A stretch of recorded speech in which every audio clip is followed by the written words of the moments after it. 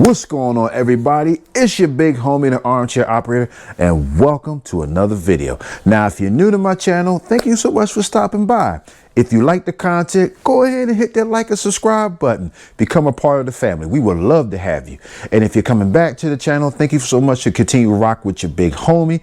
I definitely appreciate it. And I also hope that you enjoyed today's content. As you've seen by the title and the thumbnail, today we are going to do the first shots, initial impressions of the Girsan Witness 2311 Match X, chambered in 9mm, of course. Now, everybody knows that the 2011s and the double stack 1911s and 9mm are kind of like blown up in recent years. They came out with a Witness 2311 last year that had some issues. They had some mixed reviews with that particular firearm, but then they decided to step up their game and create a gun that essentially gives you a very Staccato XC looking and feeling gun in some respects for under $1,000. So as you saw by my unboxing, I managed to pick this particular firearm up a couple of weeks ago from the Bunker Gun Shop. Shout out to Frank Bank, my man, for letting me know that they had this in stock. Shout out to Chris and all the rest of the team over at Bunker 1 and Bunker 2 for always hooking your boy up with some great merchandise. So definitely shout out to them. And listen, y'all go check them out, man. Tell them that your big homie sent you over there. And they also ship to FFLs in all 50 states. All right. So with that out of the way, we talking about this particular firearm right here. So even though that this is an initial impressions video, I have north of 500 rounds through this particular gun. The reason is I broke up the range session. It's like 3 different range sessions. Only 2 of them I was actually able to get on video. I apologize. There are a lot of shots that I wasn't able to record because the range that I was shooting at does not allow recording in the building. But I got plenty of shooting footage to show this particular firearm in action today, both in its stock form without the red dot and without the light, and also with this setup. And in case you're wondering, this is a Gideon Optics Judge micro dot. And of course, this is a Surefire X300 Ultra B model with the thumb screw. I'll be doing a review on this particular dot at a later date. Today, I just want to focus on this firearm. I have some thoughts about this dot, but we're going to save that for another video. But anyway, like what I usually do, we're going to go on over to the tabletop. We're going to go over the specs and features and talk about some different things about the gun. And then we're going to head on over to the range. Then we're going to go through the initial first shots. Then we're going to come back over here and I'm going to follow up on that range video. And then we're going to close things out. Okay. So without further ado, let's head on over to the tabletop and take a look at the Witness 2311X. Okay, y'all, welcome to the review space. And as you can see, we got the Girsan 2311 Match X here in its shipping container carrying case. And basically, there's 2 extra magazines that come with it. Okay, so before we get started, y'all know what I like to do. We got to verify clear. So I don't know if you can see that, but this chamber is empty. There's no magazine in the gun, and we are safe and clear. And we are filming in a safe and controlled environment. I don't have any live ammunition anywhere in the review space. Okay, so let's talk about the Witness 2311 Match X here. So I'm just going to go ahead and say it real quick. Obviously, it doesn't come with the Surefire and it doesn't come with the light out of the box. Okay, it does come with these 2 magazines. They're very high quality Checkmate magazines. We have a 20 rounder and we have a 17 rounder here. Your typical double stack 1911/2011 magazines. And of course, we have the firearm here itself. Now, this is a Ranger band that I added to the firearm just to hold that grip safety in. I will explain why in a little bit, but that's what this is. It actually comes with its own EAA style Ranger band, which I'll show in a little bit when we get to the rest of what this particular firearm comes with. Out of the box, it actually has this. This is the rear sight plate, which is adjustable for elevation and windage. And of course, it'll sit on the frame just like that, and it's just secured by two, I believe these are Allen screws. I can't remember what size they are, but it's just a simple unscrew to remove the plate. And this is an RMSC cut. You don't need a plate or anything like that. You just do a direct mount with an RMSC style dot onto the slide. Now, right off the bat, that's a big criticism that a lot of people have with the 2311X, the Match X. And honestly, that is a criticism that I kind of have too. But I will say, after running this particular dot, it's not the end of the world. And I've also seen adapter plates to go from RMSC to an RMR footprint out there on the web. I was considering getting one of those and see if I could use that and mount a full-size dot. I may do that in the near future. And if I do, of course, I will let you all know about that. But just know that out of the box, it has an RMSC footprint dot. You may or may not particularly care for that. Okay, now let's move on. Let's talk about the front side. So we got like a kind of like a red fiber optic sight.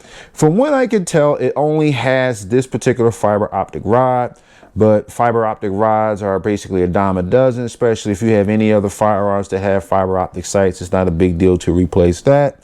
I have spares if I should ever have to replace that, so I'm not worried about that.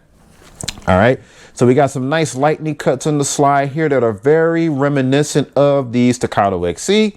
Very grippy. You can do your press checks up in the front there as well as in the rear here.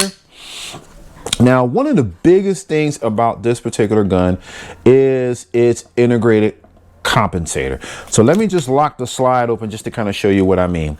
So if you look at the barrel here and the comp, this is all one solid piece. This is basically what is referred to as an island comp.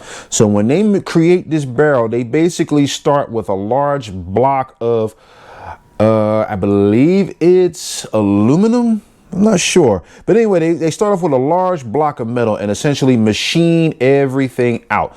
So you don't have to worry about no thread screwing this on or anything like that. Like as you see, I wiggle it. This is all one solid piece.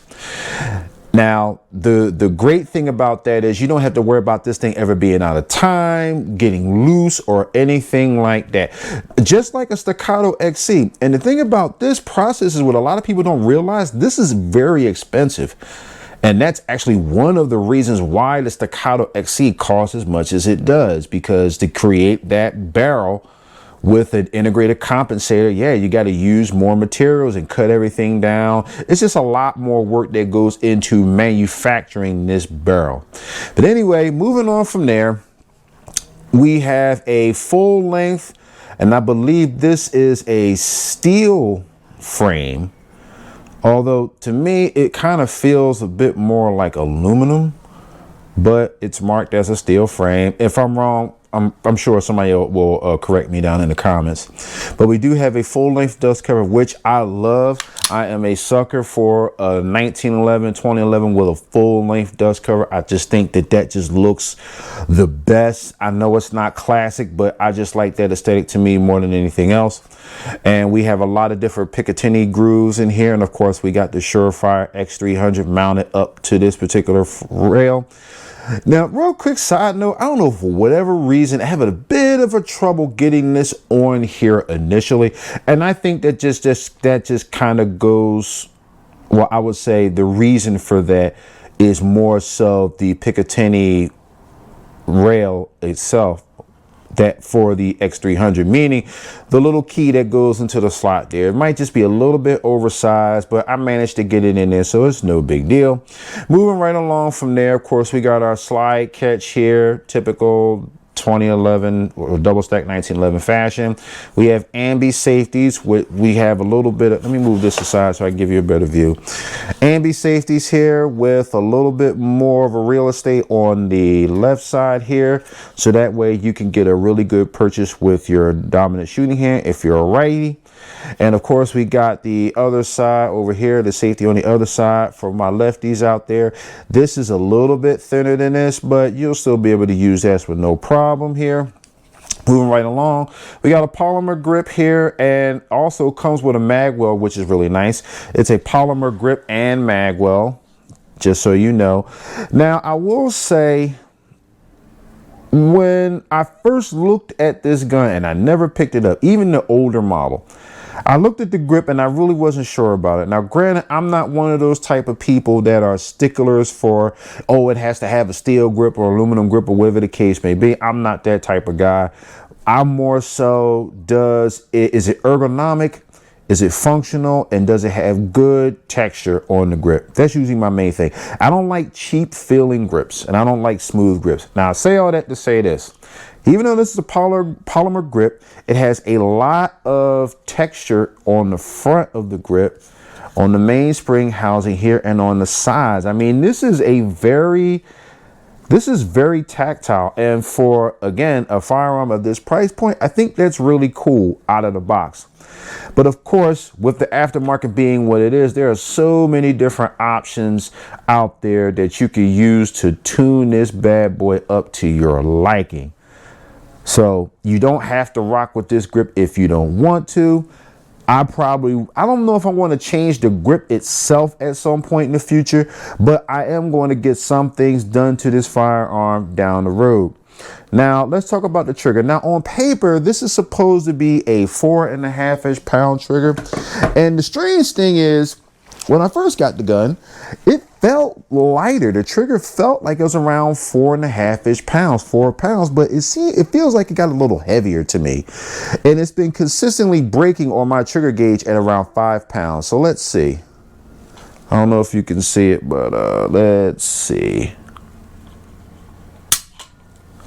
Yeah, see, okay, so now we're at about 4.5 pounds. Let's try that again. The last 4 times I did this, like I'm not capping, it was around 5 pounds, but let's see. All right, so it's a little over 4.5 pounds, about closer to 5 pounds. We're gonna try it one more again.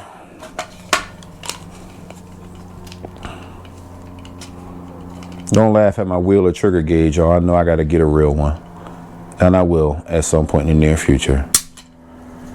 Okay, so we're about 4.5 pounds. So yeah, it's breaking in about 4.5 pounds.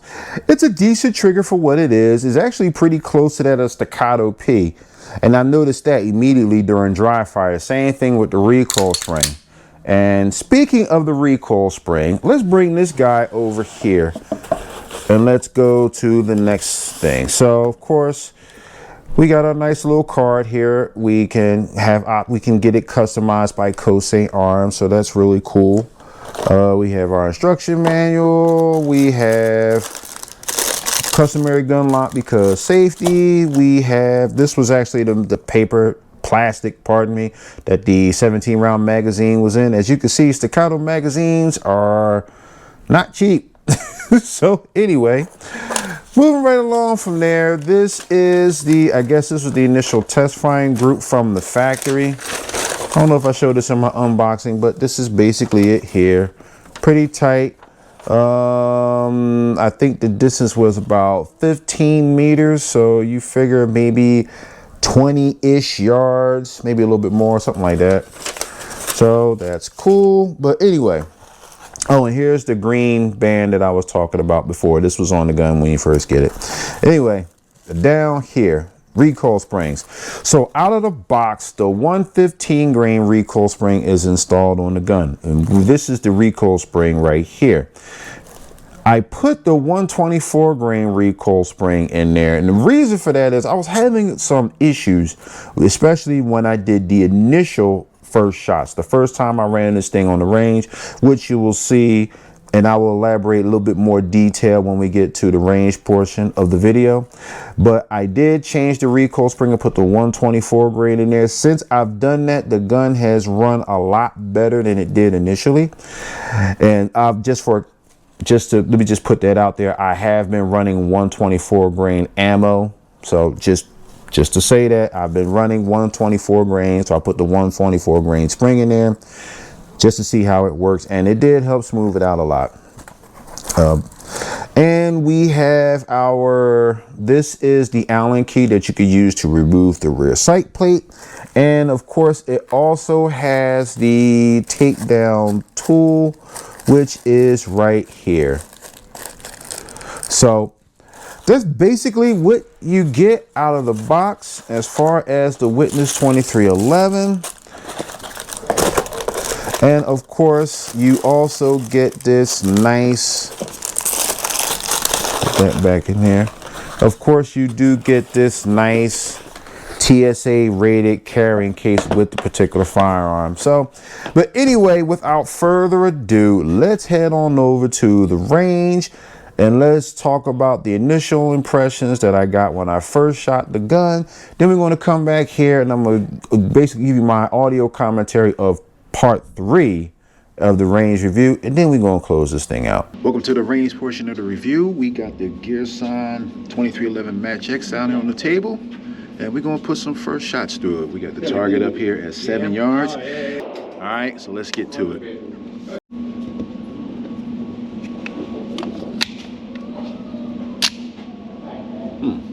Okay.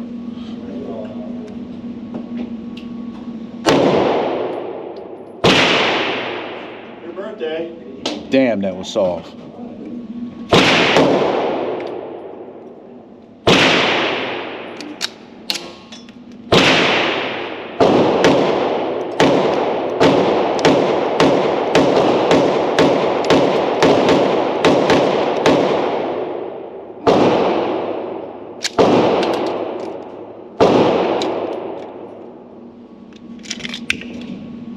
Looks like we got a couple malfunctions there, but it runs.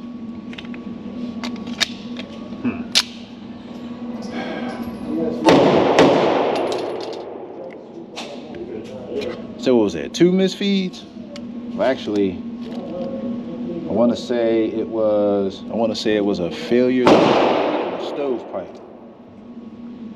It's odd because my alright. Good man. My big fat finger as I hit something and like. So I mean, it's hitting for the most part, but those failures got me just a little bit concerned. Now, mind you, before I came out here, I stripped this thing all the way down, got all the preservative off of it, lubed it up, made sure it was nice and clean and ready to go. So I'm pretty damn sure it's not a cleaning issue, but it's probably just a break-in issue. So let's load up and put some more rounds downrange and see what's going on. All right, now let's run the 17 round magazine. So far, I'm at 3 failures. Well, actually, we're gonna run this 20, 1 round of the 20. Yep. All right, so are you looking at the red dot? Yep.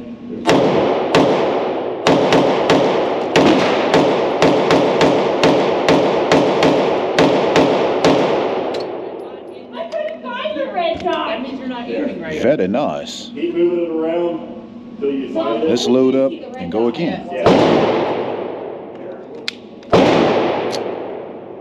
Oh shit, okay, all right. So keep moving it around until you find Still it. for the head.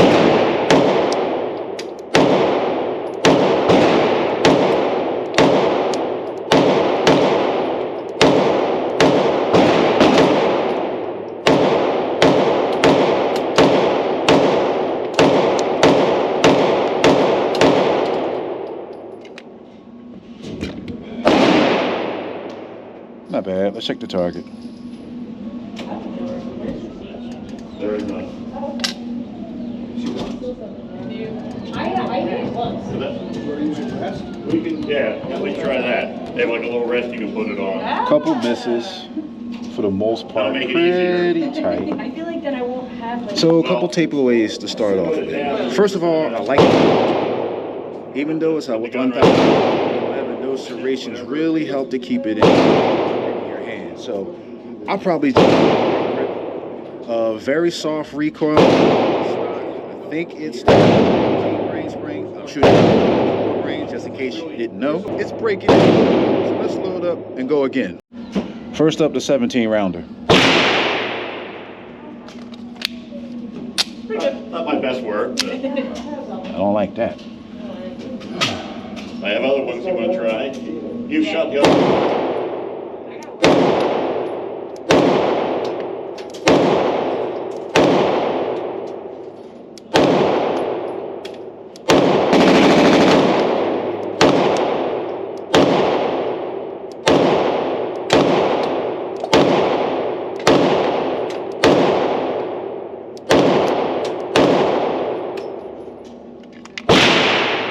Had a little bit of trouble with the battery, but it ran everything. All right, let's put the mag through it and see how it runs.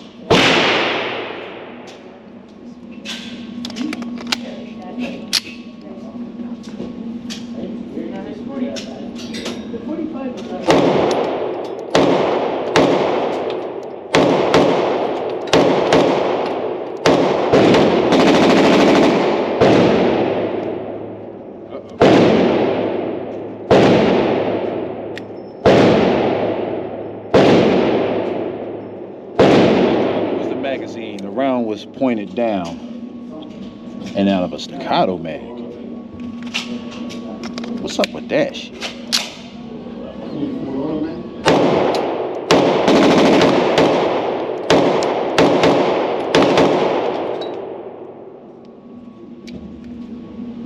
Oh. Quick load this one for you. Wouldn't go in the battery. All right, let's check the target.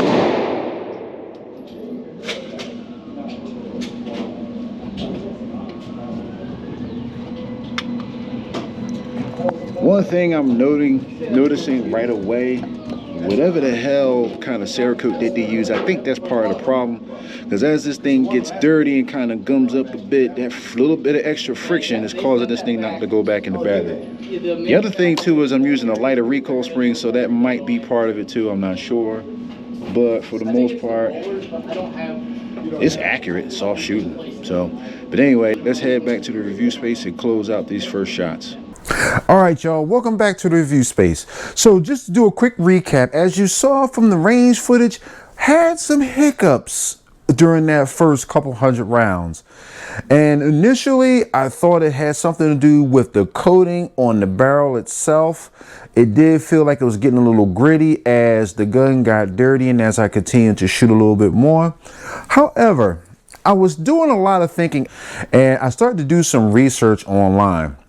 One of the things that I found from that research was the idea that the extractor might need to be tuned. And also shout out to BTG Bust Them Guns and his great video on the 2311X, where he also did a lot of tuning and different things to his Girsan Match X to really get that thing running very good. So if you haven't seen this video, definitely go over there and check out this video. But anyway, it got me to thinking. So I decided to field strip the pistol and I tried to check the extractor tension initially. I put a dummy round in there, and one of the things that I noticed right off the hop is that it had a lot of tension. Like, it was really hard to get that round out of there. So I tried to tune it up a little bit to take a little bit of the tension off of the extractor and put the firearm back together, cleaned it up, lubed it up real good, and actually did my second range session. I had maybe one malfunction out of about 207 rounds that I shot on that session. And for the most part, it ran well, except for that one bobble. Now, also the thing to note too is that I had the 124 grain recoil spring in there during that particular session. So I still call that a bit of a success, even though it still had one bobble, but it ran flawlessly after that. Now, fast forward to the third range session. Now, the third range session was a little bit more interesting. And I was running the firearm, and I've done some double taps, did some transitions. I mean, long story short, with part 3, I didn't have any issues whatsoever. And in part 3, I shot about 198 rounds. So between the 3 range sessions, we're a little north of 500 rounds in. And I think altogether, it might be about 6 failures. Now, I say that to say this, that may bother some people. And I think one of the biggest reasons why it was having issues, at least my copy, is basically that extractor needs to be a little tuned. And also, I had to run the 124 grain recoil spring while I was shooting the 124 grain loads. From what I'm hearing, Turkish guns are used to heavier loads.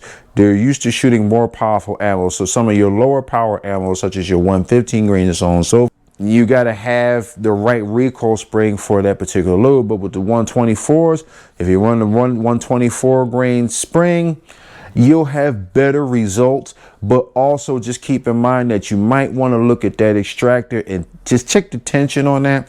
If it's tensioned a bit too much, it will cause issues when it comes to actually getting the case to fit up in between the extractor claw in front of the breech face. If it's a little too tight, you might have some issues there, so you might want to keep an eye on that.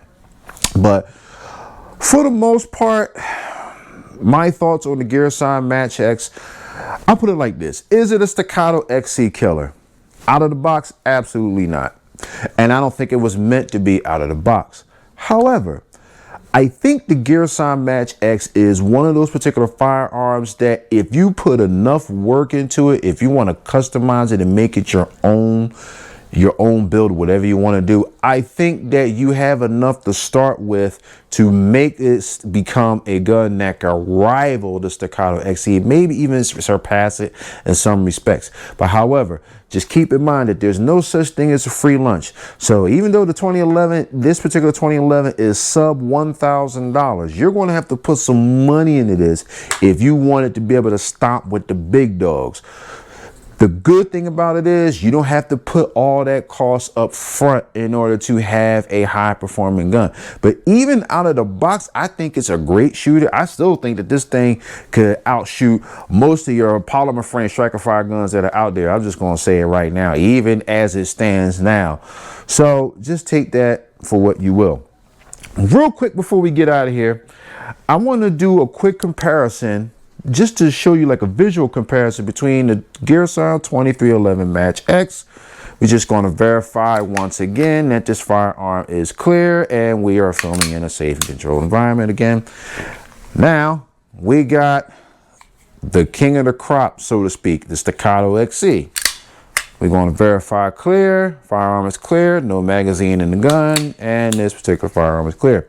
So I just wanted to give you a visual perspective of both firearms at the same time. So mind you, you can clearly see what they were going for when they designed the Match X. A lot of particular guns that are hitting the market that are coming after the XC's crown. And there are a lot of people who love the XC. There are a lot of people who dislike the XC. There are a lot of people who feel as though that because it's a production gun, it's not the greatest, it's overrated, it's overpriced, whatever the case may be. But I say that this is the gold standard because there are so many guns that are essentially chasing the performance of this particular firearm. Prime example. Not only that, the Mac 9 DS Comp, another one going for this particular look and feel.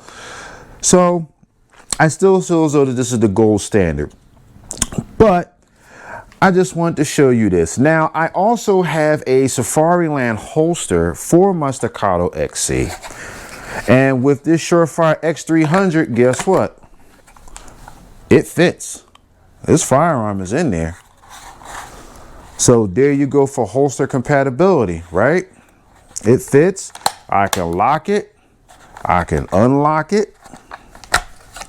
And I can remove it. It's a little bit tighter than the XC, but it works fine. So if you're looking for holster compatibility, there you go, right? But anyway, y'all, I'm going to end things there. What is your opinion of the Girsan Match X? Let me know down in the comment section, y'all. Let's get this discussion popping. What's your opinion on Turkish firearms in general? And what is your opinion about this double stack 1911, 2011, I would just say a boom that we're experiencing nowadays? I think it's pretty cool because it gives people an opportunity to get into the double stack 1911, 2011 space without having to spend an arm, 4 or 5 legs, a kidney, give up their firstborn, give up some blood, and a whole bunch of other stuff just to get into it. But it also gives them the ability to tune it and configure it the way they want to, so they can enjoy some of what some of the big dogs can enjoy. And as always, thank you so much for watching this video. This is your big homie, Armchair Operator, and I'm signing out, y'all. Peace.